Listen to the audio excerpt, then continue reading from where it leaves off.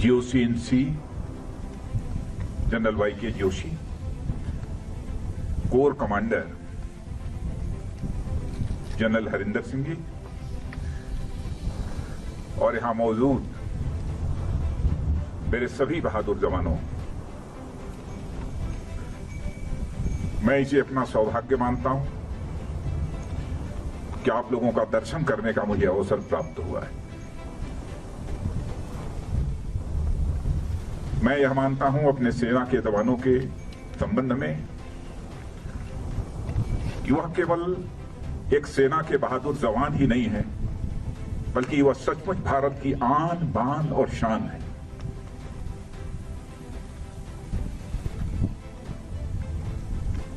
समय समय पर जो भी करिश्माई काम हमारे सेना के जवानों के द्वारा किया गया है, उस पर समस्त देशवासियों को नाज है। आज यदि आपसे मिलकर मुझे बेहद खुशी हो रही है, तो मन में एक पीड़ा भी है, गम भी है। हाल में ही भारत और चीन के जवानों के बीच PP-14 पर जो कुछ भी हुआ,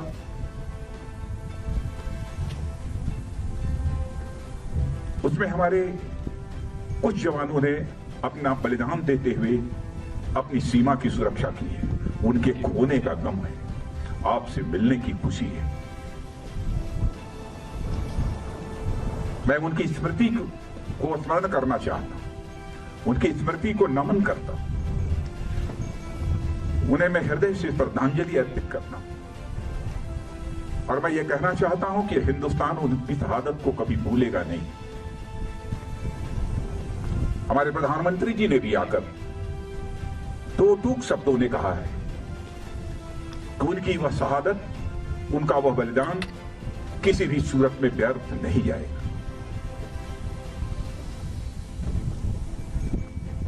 आप जैसे सेना के जवानों को जिन मां बाप ने पैदा किया है,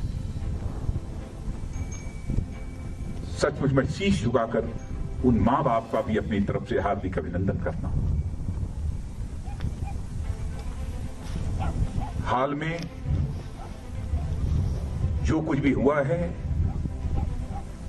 भारत और चीन के सेना के जवानों के बीच, मैं कह सकता हूं कि आप लोगों ने केवल भारत की सीमा की सुरक्षा नहीं की है, बल्कि भारत के 130 करोड़ भारतवासियों के सम्मान की आपने सुरक्षा की। इसके लिए भी मैं अपनी तरफ से आप सबका हार्दिक अभिनंदन करना चाहता हूं और देश के अपने सारे ऐसे सेना के जवानों का अभिनंदन करना चाहता हूं। कैसी स्वाभिमान की भावना आप सबके अंदर है। क्या आप सब कुछ बर्दाश्त कर सकते हैं, लेकिन अपने स्वाभिमान पर किसी भी सूरत में चोट नहीं बर्दाश्त कर सकते। आप सभी जानते हैं कि मनुष्य के हृदय की सबसे बलवती भावना यदि कोई होती है तो स्वाभिमान की भावना होती है। स्वाभिमान ये व्यक्तिगत भी होता है, समाज का भी होता है, क्षेत्र का भी होता है, परिवार का भी होता है, लेकिन सबसे ऊपर एक स्वाभिमान होता है, राष्ट्रीय स्वाभिमान। यदि व्यक्तिगत रूप से हमें कोई अपशब्दों का प्रयोग करता है तो हमारा व्यक्तिगत स्वाभिमान जागृत हो उठता है और उससे हम दो हाथ करने के लिए तैयार हो जाते हैं। वैसे ही हमारे राष्ट्र की सीमाओं पर यदि कोई आंख उठाकर देखने की जरूरत करता है, उस समय हमारा जो स्वाभिमान जागृत होता है उसे हम राष्ट्रीय स्वाभिमान कहते हैं। इसी राष्ट्रीय स्वाभिमान की भावना के कारण ही आप अपनी जिंदगी की चिंता नहीं करते, अपना सर्वस्व न्यौछावर कर देने के लिए तैयार हो जाते हैं। भारत को आजादी भी मिली है तो इसी राष्ट्रीय स्वाभिमान के भावना के कारण ही मिली है। चाहे वह चंद्रशेखर आजाद रहे हों, सरदार भगत सिंह रहे हों, खुदीराम बोस, अशफाकुल्लाह खान जैसे लोग रहे। इसी राष्ट्रीय स्वाभिमान की भावना के कारण ही हंसते हंसते फांसी के फंदे को चूम लिया था, तब जाकर यह हमारा भारत आजाद हुआ।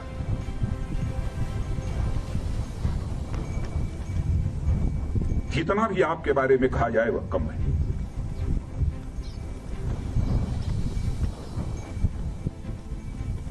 इस समय सीमा के विवाद को सुलझाने के लिए बातचीत का दौर चल रहा है।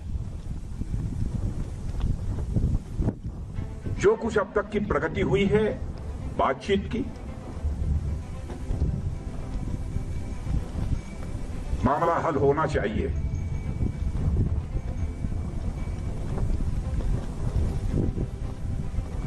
लेकिन कहां तक हल होगा अभी इस संबंध में मैं कोई गारंटी नहीं दे सकता हूं।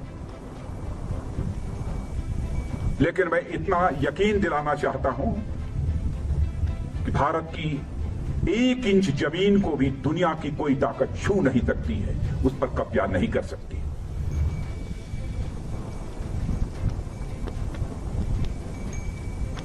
लेकिन बातचीत के द्वारा यदि समाधान निकलता है तो इससे अच्छी बात और कोई दूसरी नहीं हो सकती है। वह सिलसिला चल रहा है, मिलिट्री लेवल पर भी बातचीत चल रही है, डिप्लोमेटिक बातचीत भी चल रही है। भारत का जहां तक सवाल है, भारत दुनिया का इकलौता देश है जिसने सारे विश्व को शांति का संदेश दिया है।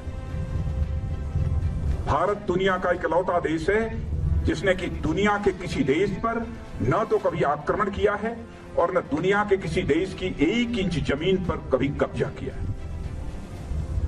भारत दुनिया का यह इकलौता देश है जिसने भारत की सीमा में रहने वाले लोगों को ही अपने परिवार का सदस्य नहीं माना है, बल्कि पूरे विश्व की धरा पर रहने वाले लोगों को अपने परिवार का सदस्य मानते हुए वसुधैव कुटुंबकम का संदेश सारे विश्व को किसी एक देश ने दिया है तो हमारे और आपके देश भारत ने दिया। हम अशांति नहीं चाहते, हम शांति चाहते। हमारा चरित्र रहा है कि हमने दुनिया के किसी भी देश के स्वाभिमान पर चोट पहुंचाने की कभी कोशिश नहीं की। लेकिन यह भी मैं कह देना चाहता हूं 2 टूक शब्दों में, यदि कोई दुनिया की ताकत हमारे स्वाभिमान पर चोट पहुंचाने की कोशिश करेगी तो उसे किसी ही सूरत पे हम बर्दाश्त नहीं करेंगे, उसका हम मुंहतोड़ जवाब देने के लिए भी तैयार रहें।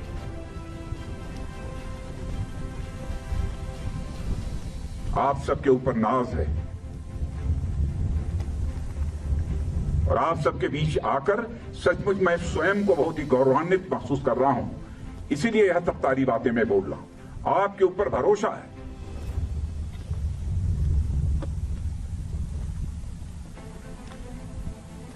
और जिन हमारे जवानों ने अपनी शहादत दी है उसका गम केवल परिवार के लोगों को नहीं है, हम लोगों को भी है,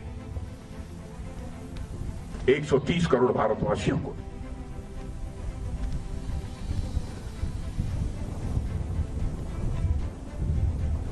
मैं आप सबको बहुत हमारी इच्छा थी कि आप तभी से हमारी भेंट हो।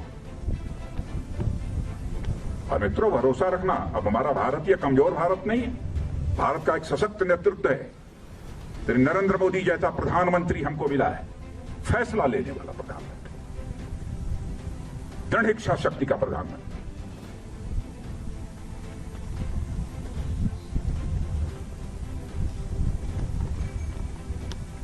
हमारे स्वाभिमान पर कोई चोट नहीं पहुंचा सकता। राष्ट्रीय स्वाभिमान ये हमारी पूंजी है।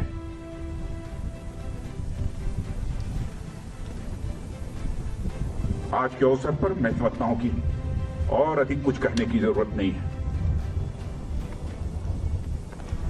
लेकिन यदि आज हम लद्दाख के क्षेत्र में यहां पर खड़े हैं और इस फॉरवर्ड पोस्ट पर आकर आप सबसे मिलते हुए जहां मुझे बेहद खुशी हो रही है, वहीं पर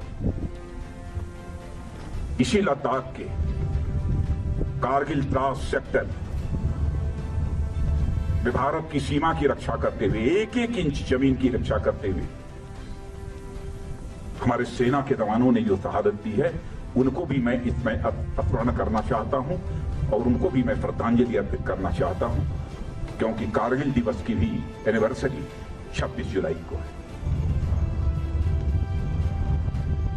और यहां आया हूं तो मैंने सोचा कि दिल्ली से तो उनको स्मरण करेंगे, लेकिन इस लद्दाख की धरती पर आकर उनको स्मरण करना चाहता हूं। और उनकी शहादत सदैव हम सब के लिए एक सोर्स ऑफ इंस्पिरेशन, एक प्रेरणा के स्रोत के रूप में काम करती रहेगी।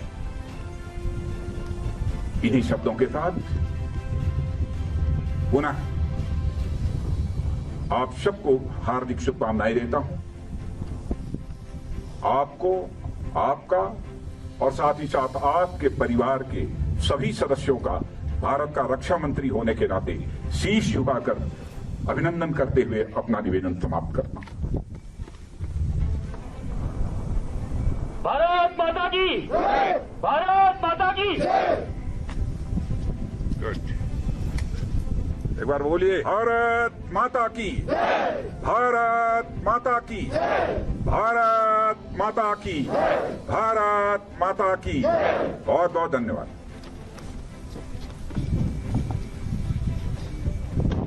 भारत माता की, भारत माता की, भारत माता की, भारत माता की, भारत माता की, भारत माता की, भारत माता की, भारत माता की, भारत।